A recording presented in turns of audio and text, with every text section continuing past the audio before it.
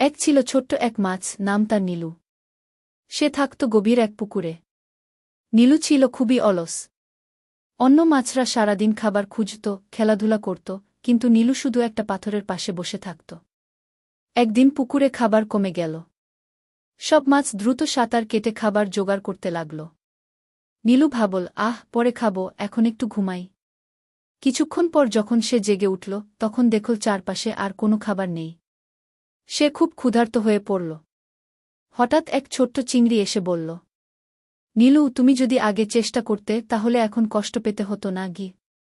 নীলু লজ্জা পেল। সে বুঝল যে অলসতা তাকে বিপদে ফেলেছে। তারপর থেকে সে আর কখনো অলস থাকত না। সে অন্যদের সাথে মিলে কাজ করত আর সময়মতো খাবার জোগাড় করত। শিক্ষা: অলসতা মানুষকে বা মাছকেও বিপদে ফেলে, তাই সময়মতো কাজ করা খুব জরুরি।